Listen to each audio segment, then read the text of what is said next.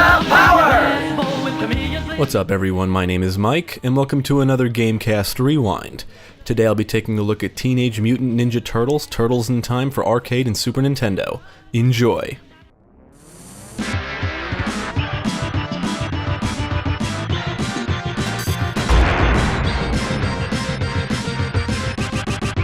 Everyone has heard of the Teenage Mutant Ninja Turtles, right?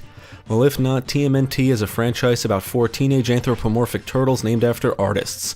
They're ninjas that live in the sewers of New York City and were trained by their rat sensei Splinter. They fight crime and evil, and their archenemy is Shredder, the leader of the criminal organization known as the Foot Clan. If you were around in the 80s and 90s, you probably saw the Turtles in something. It could have been movies, comics, TV shows, games. Maybe you saw or owned some TMNT merchandise, and at this point they're pretty well known. When I was a kid, I had Michelangelo pajamas. But honestly, I haven't paid attention to most of the TMNT media, but I know they first appeared in a comic book and I guess they just took off from there. I've seen most of the films, played a few of the games, and that's about it. From what I understand, the Turtles we know today are vastly different than how they were originally depicted in the comic book. Despite my lack of knowledge on the franchise, I love the Turtles. They're obsessed with pizza and they kick ass. What's not to like? Developed and published by Konami, Teenage Mutant Ninja Turtles, Turtles in Time is a beat-em-up arcade game released in 1991. It was ported to the Super Nintendo in 1992 and retitled Teenage Mutant Ninja Turtles 4, Turtles in Time to continue the numbering from earlier games on the NES. For this review, Jeremy and I played through both versions. We played the arcade version using the MAME emulator, and we played the Super Nintendo version on the analog Super NT system. A remake titled Teenage Mutant Ninja Turtles, Turtles in Time Reshelled was developed by Ubisoft and released for Xbox Live Arcade and PlayStation Network in 2009, and from what I hear, it sucks. We would have covered it in this review, but it's not available at this time. So let's take a look at Turtles in Time and see how it holds up. My patience is wearing thin. I'm banishing you to a time warp from which you will never return. The arcade version supports up to 4 players, and the Super Nintendo version only supports 2, which is this version's only major downside. The arcade game utilizes a credit system, meaning you need to insert money to play. The Super Nintendo version includes 3 difficulty modes, and the difficulty mode determines how many continues you get. You can change how many lives you get manually. Before playing, you'll have to choose from one of the 4 turtles to play as: Leonardo, Michelangelo, Donatello, or Raphael. In both games, if you take damage, you lose health, and if you lose all your health, you die. When you die in the arcade game, you lose a credit, and when you die in the Super Nintendo game, you lose a life. When you lose all your lives, you must use a continue to keep playing, and if you want, you can choose to play as a different turtle. Turtles in Time is a scrolling beat-em-up where you proceed through multiple stages, can move around freely within the playable area, and can attack left and right. The 4 turtles are identified by the color of their masks and wield different weapons. Leonardo wields 2 ninjatos, or katanas, Michelangelo wields a pair of nunchucks, Donatello wields a bow staff, and Raphael wields a pair of sai. The turtles do have their own strengths and weaknesses. The controls are pretty simple. You can move, sprint, or charge, attack, and jump. Pressing the attack button in combination with the jump button and or the sprint mechanic will result in different attack types. There's jump attacks, a slide attack, you can slam enemies on the ground, and even throw enemies towards the screen, which I'm obsessed with for some reason. I don't know, I just love that move. If you press the attack and jump buttons simultaneously, you can perform a power attack, and in the Super Nintendo version, performing a power attack does drain a bit of health. Health can be acquired from the pizza pickup scattered throughout the stages, and if you acquire the pizza power pickup, your turtle will rapidly spin around the area for a brief time, enabling him to kill enemies instantly. In both games, killing enemies rewards you with points, and in the Super Nintendo version, acquiring 200 points rewards you with an extra life. There's 9 stages in the arcade game and 10 in the Super Nintendo version. You'll fight enemies on the streets of New York, in the Stone Age, on a pirate ship, on a train, and in the future among some other locations. Each stage has you moving right to progress. You move right, clear out the enemies in the area, and keep moving right to proceed. If you remain stationary for too long in the arcade version, you'll lose a life. Enemies can come from any direction, and you'll always be outnumbered. You can utilize objects in the stages to your advantage. You can roll barrels into enemies, break a fire hydrant so it shoots water at enemies, and blow up explosives which can damage or kill enemies but also hurt your turtle if he's too close to the explosion. You will have to watch out for hazards like wrecking balls, electricity, planks, and falling down manholes. Sewer Surfing and Neon Knight Riders are the 2 standout stages in the game because they let you ride something. In the Super Nintendo version, these are considered bonus stages where you can earn extra points. The arcade game is certainly the most challenging version. The Super Nintendo game isn't nearly as difficult even on the hard difficulty mode, which includes more enemies in the stages and faster moving bosses. The arcade game can feel unfair and like complete bullshit at times, especially if playing solo. But you need to remember it is an arcade game, so it's designed to eat your money. The arcade version likes to throw a ton of enemies at you at once. Enemies will crowd the stages and you'll be attacked from all directions. Things are a bit easier if playing with other people, but you will need to memorize what enemies are thrown at you and when, and their attacks to truly master this version. The Super Nintendo game throws less enemies at you, and they take less damage before dying. That's not to say this version isn't somewhat challenging, but it can be extremely easy with multiple players. Playing solo is the more challenging experience, but with the amount of lives and continues you're given, it's not too tough. The enemy roster in both games is almost identical. The most common enemies you'll face are the foot soldiers. They come in different colors, they'll utilize melee attacks, some wield melee weapons, they'll come in from off-screen and use ranged weapons to attack you from a distance, some can block your attacks, and in the Neon Knight Rider stage, some of them will fly around using some kind of jetpack and fire at you with a gun.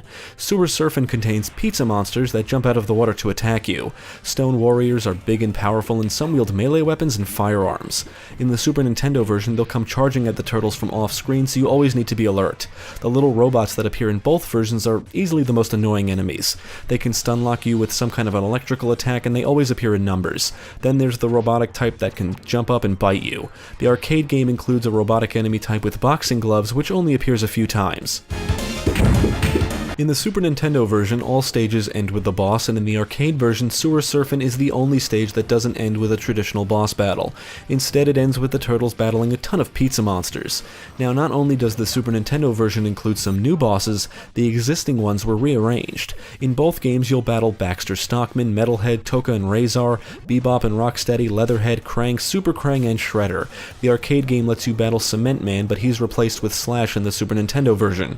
The Super Nintendo game ends in Rat King as a boss in the Sewer Surfin' stage, the new Technodrome stage ends with a battle against Shredder in a battle tank, and the game ends with a battle against Super Shredder. The bosses in the arcade game are extremely challenging, requiring memorization of their movement and attack patterns to be defeated. Some of them can be relentless with attacks.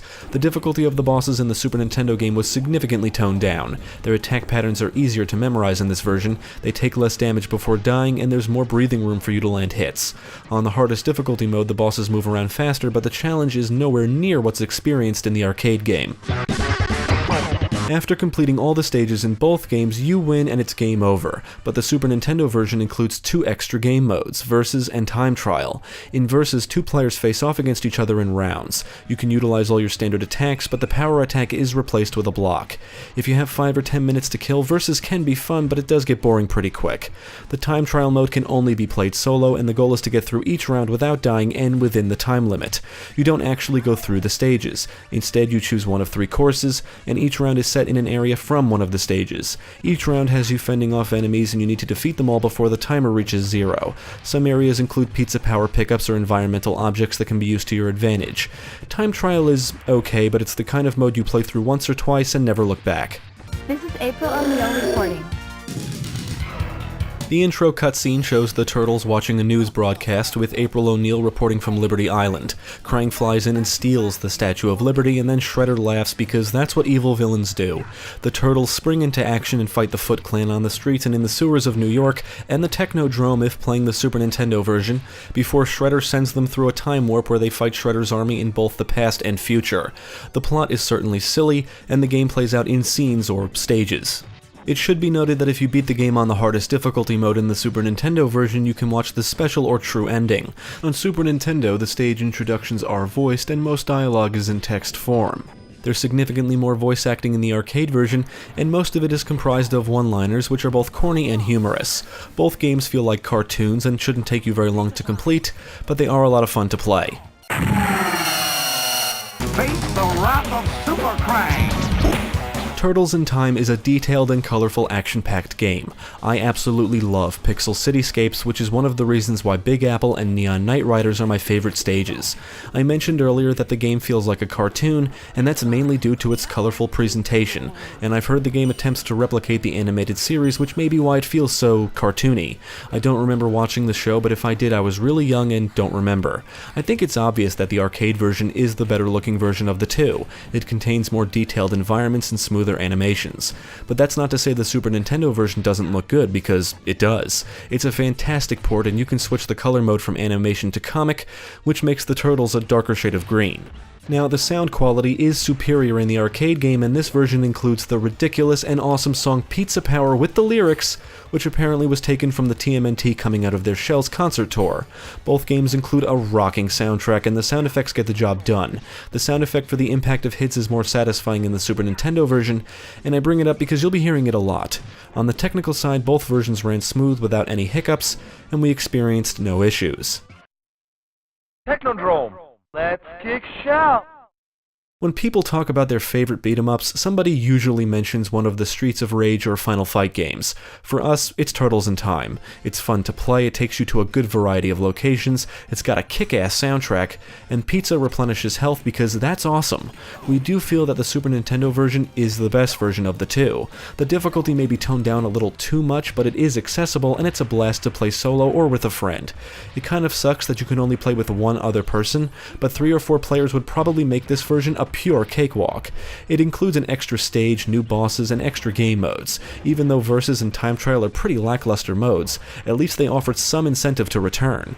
But even if those modes were absent, it's just fun to play the game, and the gameplay is what keeps us coming back. Jeremy and I have beaten this several times over the years just because of how much fun it is. This was our first time playing through the arcade game, and it's definitely an arcade game. It will kick your ass. If you do think the Super Nintendo version is too easy, then the arcade game is what you want to play. It can be frustrating, but it is fun, and one of the highlights of this version is that it supports up to 4 players. So if you have 3 buddies willing to play, the arcade game is the way to go. Pizza Power! We would absolutely recommend Turtles in Time to fans of the franchise or the beat-em-up genre. It's one of our favorite beat-em-ups of all time and is easily one of the best for the Super Nintendo. There are differences between the two versions, and one of the biggest is the difficulty. The arcade game is extremely challenging, and the Super Nintendo game can be extremely easy if playing with a buddy. However, the Super Nintendo game includes more content and is just more accessible. The game is fun when playing solo and even better when playing with friends, so if you're going to play Turtles in Time, play it right. Get a friend or group of friends together, order a pizza, preferably cheese or with the bacon topping, get a few bottles of Pepsi because we all know Pepsi is better than Coke, that's right, come at me, and prepare to kick some shell. Definitely check out Turtles in Time. Thanks for tuning in, I hope this video proved helpful. Stick with GameCast for more quality content including the latest gaming news, podcasts, let's plays, and even more reviews. Be sure to check out my channel, Gaming Pastime, for new game reviews released every week.